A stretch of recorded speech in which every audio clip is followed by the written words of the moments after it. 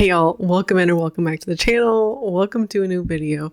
Today, we're talking about minimalism and we're going to be talking about the question, is minimalism the answer to overconsumption? I've thought about this question quite a bit over the course of the channel, and my own idea about it has kind of flip-flopped over the years because my own personal desires about minimalism have changed. And the short answer to this question is no, I don't think it's the answer. And the overarching basis for that is I don't think a one-size-fits-all solution exists for most things, which includes minimalism. I think that there are going to be people who do well with minimalism and it can be the answer, and it's just not going to be that way for other people. And so in this video, I'm going to share more about why I don't think it's the answer, but that does not mean my opinion is correct. That does not mean that I have captured every person out there or what I'm saying is going to resonate with you, which is totally fine. I have no vested interest in whether you are a minimalist or not. I just hope that if you're considering like, what path do I take? I want to be a conscious consumer. What path do I take? I have no vested interest in that path.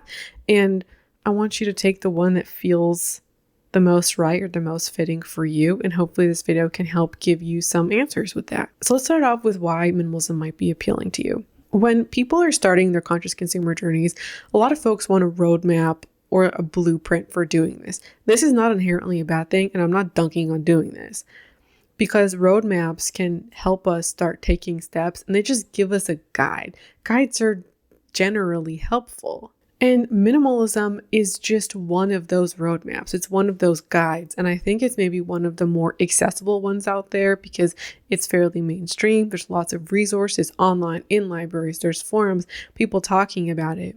And so it might be one of the easiest things to gain access to. As such, it can be a good tool for countering overconsumption or dealing with it. I myself used the roadmap approach. I was looking for a roadmap to what I assumed the problem was, which helped direct me down the specific road I wanted to take. And I chose the no-buy route for my own journey, which is not the more correct route either, by the way. I'm glad I took that route because it ultimately led me to where I am now.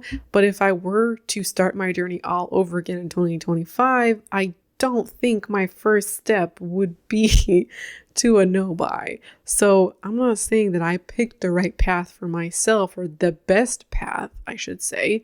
I just chose a door I think was helpful and I iterated. And so I hope if you take any message from this video is to pick the path you think might be the most helpful, and you can always iterate. And if minimalism is the door that appeals to you the most, I absolutely encourage you to open it. And if it isn't the right fit for you, somewhere along the line, you have the opportunity to iterate as well. And so let's talk about what minimalism is and how some people define it.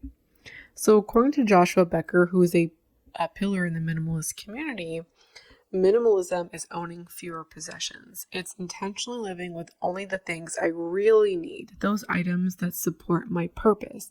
I am removing the distraction of excess possessions so I can focus more on those things that matter most. One of the things that draws people to minimalism is its philosophy. The intentional life, creating life with intentionality. And I think that is extra appealing to people who have been overconsumers. Typically, I would say overconsumers are not intentional, and that can be the opposite of what they're doing now, which can seem like a guiding light or something that might be refreshing, or that could seem like the missing link is the intentionality. And so the promise of minimalism can be the promise of intentionality, and that could be the interest. The minimalists, like the group, the minimalists, and minimalist philosophy, they both argue that stuff can be a distraction. I myself agree with this idea that stuff can be a distraction. Not only does it suck up so much freaking time, shopping, returning, cleaning, organizing, just like cleaning a home is so much more difficult when you have more stuff. It can also be frustrating to have closets and drawers that don't open or that are filled to the brim. That can be anxiety inducing. I've spent hours packing up and driving returns for one single trip. hours. This is not how many of us actually want to spend our time. We don't find, like, if we were to be intentional about it and sit down and think about it, returning stuff and spending hours of our day shopping or scrolling is not how we would at the end of our lives want to have spent our time. And often we buy things that are not actually important to us. The reason why we buy stuff is not because of the thing itself, but all of the stuff that's happening in the context. Buying things because of impulsivity, because of boredom, because of emotions, aspiration, just a few things. None of those are actually about the stuff. None of these things are about the utility, what the object does, what it does for us emotionally in our particular state of being. This is also true, or we can have evidence that this is true when we buy those things and declutter it within weeks, months, or even a year or two, because we never wanted it in the first place. If we wanted it, we wouldn't be decluttering it 6 months down the line. It was the shopping or the buying that was the fulfilling part of that equation. The thing itself is the cause of the frustration, the anxiety, and the stress. Minimalism allows you to put your time and money, or promises, I should say, towards the thing that actually mattered. And it promises to help you with the stress and the money and the space and the time and doing the things that you care about. Minimalism, as told by minimalists, is absolutely customizable, where you get to do the thing that you want to do. And minimalism doesn't force you to own a specific number of things, but what you own and the metrics for that ownership are up to you. Joshua Becker describes owning less things, but what he owns are things that support his purpose. Another definition says what minimalism is really about is reassessment of your priorities so that you can strip away the excess stuff, the possessions and ideas and relationships and activities that don't bring value to your life. And when these minimalists are saying you're not buying things that you don't need, they're not necessarily talking literally about, do you need a desk or do you need a perfume? Nobody needs perfume, like almost nobody ever. That's not a need. Something becomes a need when it supports your values or supports your purpose. This can mean absolute baseline living, where you owning just like the basics of life, like cups and bowls in the most minimalist or smallest quantities you can, but that doesn't inherently equal minimalism either. I also think one of the elements of minimalism by these men, like a lot of these professional minimalists are men, although not all of them, but the ones who are seen as like the pillars of minimalism tend to be cishet white men actually. And I wonder about how their ability to be minimalist hinges on the women in their lives. And so I think for a lot of people, minimalism can overpromise and underdeliver, or people find what minimalism espouses to be what they're looking for, but minimalism itself is not the right approach to get to that end result. Right? Like, you can still want an intentional life, but minimalism isn't the only way to get that. And so the approach isn't for everybody. And this gets at the question of, how do you actually do minimalism? The number one answer is to declutter first. You just start with decluttering your home. And this is a really appealing thing to do for a lot of folks because it's a tangible thing that you could do today. And you could start in a small area or a big area. And a lot of people go for the big declutter or go for the big areas first because it's kind of cathartic. And minimalism generally sees the declutter, like a lot of minimalism just hinges on the decluttering, and a lot of the practice is a declutter first approach. The first thing you do, the first step, the answer, like the first thing you go to is the decluttering. And even if you're not looking at a step-by-step guide for minimalism, a lot of what people know about minimalism is the decluttering. And this is one of my biggest problems with minimalism, is that you have, like, what have you gained before doing the decluttering? Do you know what your problem areas are? Do you know why you've bought the things that you've purchased and why they haven't worked out?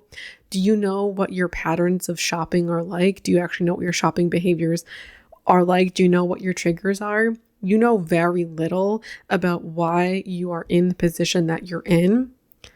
And even if you want a day one declutter, you gotta do some reflecting first. And I've talked about this in my buy and declutter videos, in the buy and declutter cycle video, is that a lot of people, when they go to declutter, they do really baseline declutter. I don't wear this anymore. I don't like this anymore. But those are really two surface level reasons that foster the buy and declutter cycle, because you can be bored of something.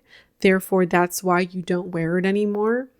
And then you get rid of it and then you go and you buy a new thing.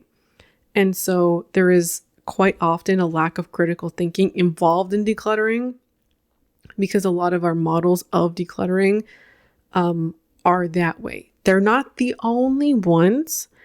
If you're interested in the buy and declutter cycle, go and check out that video. I talk about some of the models that are favored, like Marie Kondo's Spark Joy principle is actually, like, when studied, is one of the better models that help people think critically, that has a lasting and longer impact. So I'm not trying to say that it's impossible to declutter without critical thinking, but a lot of the times we can declutter without critical thinking, which doesn't lead to better purchasing in the future or preventing these mistakes or even making the right choices when decluttering.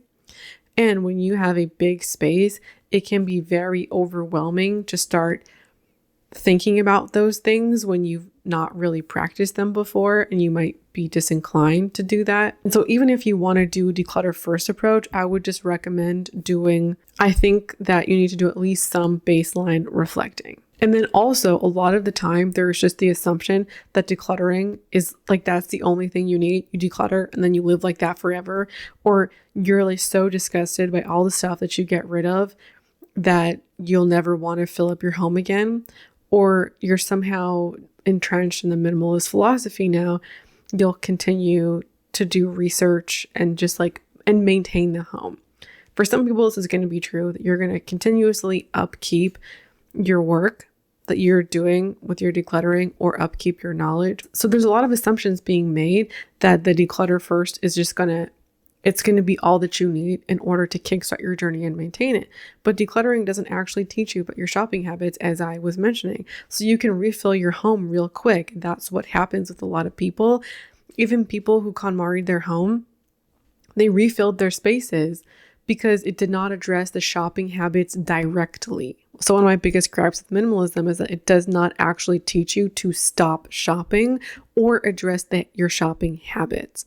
You can be a minimalist who focuses on these things, but they are not inherently built into the strategy. And some minimalists do talk about it, but overall, I feel like this is, if we're making a generalization, is something that minimalism doesn't do very well. You can be somebody who only ever owns 200 things, but you're caught in the buy and declutter cycle where you're continuously buying and decluttering what you're buying. So you're maintaining a baseline, but you are continuously shopping. And so you can still spend money, and the same amount of money as you were when you were shopping, if you're consistently buying and decluttering. But you can also be spending the same amount of money as you were, if not more, if you are buying more expensive things. That can be a problem, but it isn't inherently. Buying more expensive things, whether that's good or bad, is going to depend on the specific situation. All I'm trying to say is that minimalism can absolutely save people money if they're shopping less, but it doesn't inherently mean that if you're buying higher quality or more expensive items. And my other issue with minimalism is that it is still like really stuff centered, meaning that if you believe that you've been an overconsumer, you've had problematic relationships with shopping, you can have been so obsessed or so caught up in shopping and thinking about shopping that minimalism is just the pendulum swinging in the other direction, where you are still caught up with stuff, you're still thinking about stuff, and you're still obsessing about stuff. You're just doing it in a different way. Obsessing over whether you need that thing. Should you buy that thing? Even if it serves a purpose or value, there is a certain extent of continuing to shop for hours, or being overly critical or spending too much time thinking and shopping. I absolutely fell into that trap. And there is this, I tell this story all the time because it is such, like, it is the thing that stands out into my own mind, where I obsessed over a deodorant that was $5 and whether I needed it or not. And minimalism promises a more intentional life and spending life on things that you care about, which can be true, but you can also be spending the exact same amount of time thinking about stuff as you were before you were a minimalist. Like, you're not inherently thinking about stuff less. And I find that some minimalists, not every minimalist, is thinking so much about stuff because they want to own less, and everything has so much more weight to it because it needs to be curated and thought out and fit into your new way of living. And so everything contains so much more weight, I think. And sometimes things need to be like multifunctional, which can put a lot of pressure on any individual purchase and it having to be perfect. And so minimalism still thinks about stuff a lot and is still stuff centered. And I think my disagreement with minimalism, or my dislike of it, is what they are seeing as the problem and the solution. So they view like the stuff problem as a problem with stuff ownership, where if I would have a problem with stuff, I would see it as more of a stuff acquisition problem. So a stuff ownership problem and a stuff acquisition problem have two different solutions. So minimalism would want to manage the ownership, whereas I'm more interested in managing the acquisition. To be perfectly clear, none of these are inherently the answer, and there are going to be people who resonate with each of these. And so I would argue that stuff problems come from the habits and comes from how and why we buy stuff. And so I argue, just personally, what resonates with me the most and what I feel like resonates with a lot of the community, not everybody, is the stuff acquisition and controlling and focusing on the habits. You can declutter all of your stuff and then fill it back up again. And I said earlier that minimalism can overpromise, underdeliver, because it says all of this intentionality and you have more time for the things that you really care about. But when you actually look at the ins and outs of what the minimalist books say, it's the focus on this stuff with the assumption that everything else follows, that the intentionality follows, and that your life is better and you're thinking and spending more time on the things that you care about. But quite often they don't teach those things. They don't teach, all right, now that you've gotten rid of your stuff, how do you spend time on all the things that you care about? And so if you want to change how you shop, you tend to have to go to the habit people or therapy. I think that's another great option. And I think also many people are over consumers because of addiction, which minimalism doesn't really address. I don't think it's quite appropriate for minimalism or even the habit people to address. And furthermore, even if you are a minimalist and you think that is the answer for you, I still argue that you're going to have to focus on your shopping habits at some point. And many people are over consumers because they are addicted to shopping. That is absolutely not everybody. But I think if you were to survey the general population and then survey the people who are over consumers and want to change that, I think there are going to be higher rates of addiction in those populations, in that latter population than the general public. I bring this up to say that if you are experiencing addiction, or you believe that you may be addicted to shopping or have a problematic relationship with shopping, I don't know that minimalism is going to be the answer that you might need or provide the support that you might need either. So if your goal is to have a more intentional life, and if your goal is to have a more contentment-filled life or a more gratitude-filled life, I think pursuing that can be an equally great place to start. So if you ask yourself, what does an intentional life look like for me? What does contentment look like for me? Or how do I experience more contentment or experience more gratitude? If minimalism is part of that answer, great, go for it, try it out. But I think that starting off with that question, if that is the goal, is the more optimal way to start looking at things, because then you get to answer that question directly and experiment with those ideas directly instead of the roundabout way of minimalism. Because minimalism is one of the potential ways that you could experience intentionality, contentment, and gratitude.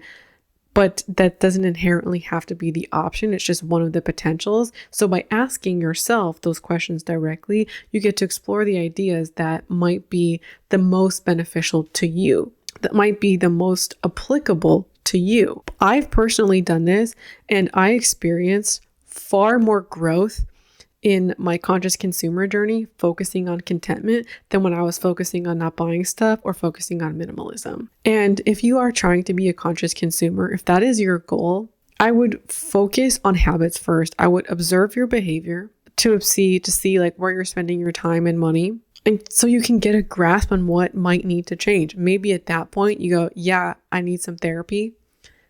Go get help from a professional. 100% agree and condone that. I've made videos on this in the past, so I'll link them. I don't want to repeat too much of what I said before. I think observing yourself is a great place to start. And if having a values-oriented life is something that is important to you, you can start with that as well. And this might be the most enticing part of minimalism. And when I say that, when I focus on contentment, I made the most progress. The reason for that is because it reframed a question. So instead of asking, how do I stop buying stuff? That didn't sound right. How do I stop buying things? That still doesn't sound right. Hopefully you know what I mean. Once I flip that from how do I stop buying stuff to how do I be content with my stuff, it changed my focus. The end result was to buy less things. How I got there was just different. And by focusing on contentment, I was able to, yes, include stuff, but include things far beyond stuff. I also included contentment with myself and contentment with my life. I included exploring my values and my purpose, what that means, and if I care about what that means. And I was able to explore a lot of concepts beyond just stuff and things that had a huge impact on my overall health and well-being. And personally speaking, I tend to be my happiest when I'm thinking about stuff less, or when I'm not thinking about stuff at all. And when I was in my minimalist phase, I found myself thinking about stuff a lot. And to some degree, I do think about stuff a lot because I produce content on this channel thinking about stuff. But offline, I do disengage from that, and I think about clothes less and makeup less. I consume much less of that content, and I'm not stressing about each individual item that I own as much. And this has led to a lot of relief. I was thinking about stuff too much, and I felt like minimalism, personally fed into that.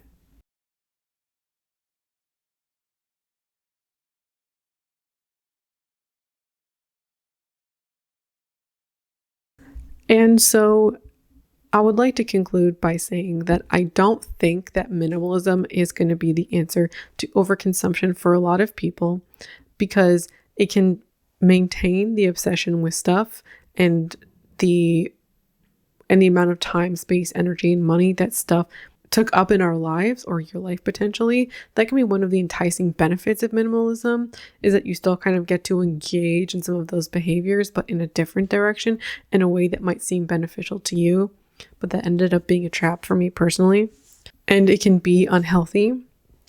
I also don't think that minimalism is that great in helping people address the problematic shopping behaviors that lead people, or might have led you, to overconsume, that you are self-describing as negative. Like if you're saying, I'm an overconsumer, that's a problem to me, there are behaviors that led to that.